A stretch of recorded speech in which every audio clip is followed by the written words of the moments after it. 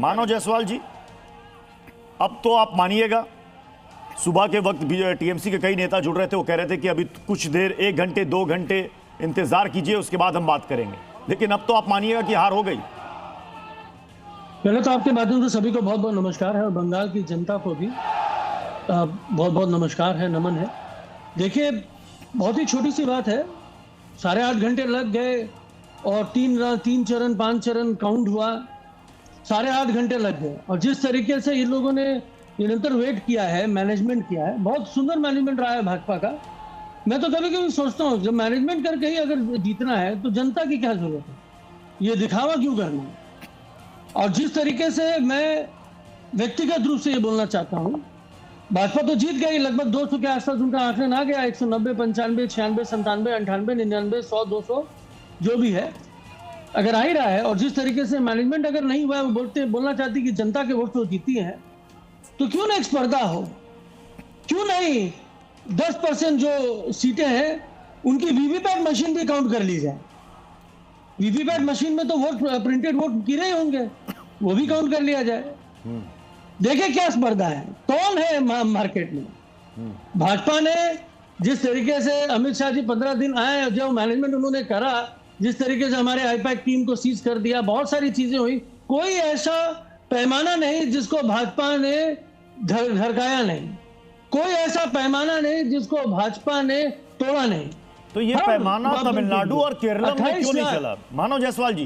देखिए, केरलम और तमिलनाडु के नतीजे भी आप देख रहे होंगे, वहां पर तो कांग्रेस सरकार बना रही है केरलम में, वहां ये पैमाना आपके मुताबिक क्यों नहीं चल पाया?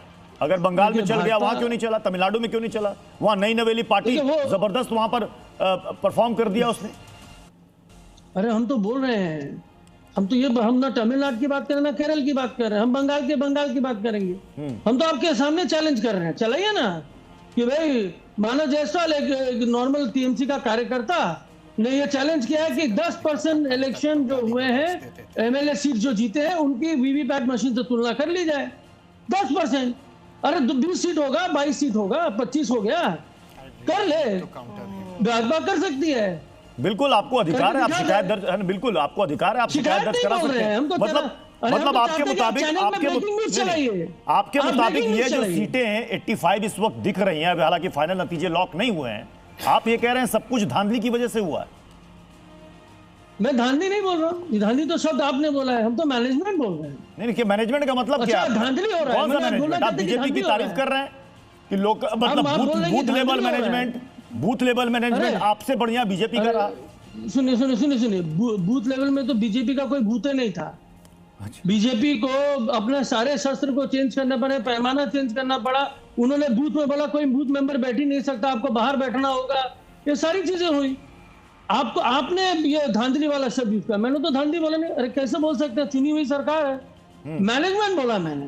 मैं ये भी बोल रहा हूँ कि भाई आप ब्रेकिंग न्यूज चलाइए ना, आपकी क्षमता नहीं है कि भाई मानव जायसवाल टीएमसी का कार्यकर्ता ने ओपन चैलेंज करा कि 10% एमएलए जो जीते हैं उनके पूरे के पूरे वीवीपैट मशीन। ये तो इलेक्शन कमीशन के पास शिकायत दर्ज कीजिए ना, आपको तो हक है। शिकायत क्यों आपको तो हक है, 45 दिनों के अंदर आप शिकायत दर्ज कर सकते हैं इलेक्शन कमीशन को, आप चैलेंज कर सकते हैं। तो इसमें बीजेपी क्या करेगी? ये तो इलेक्शन कमीशन के पास आपको जाना होगा। सुनिए ना, आप सभी, हाँ।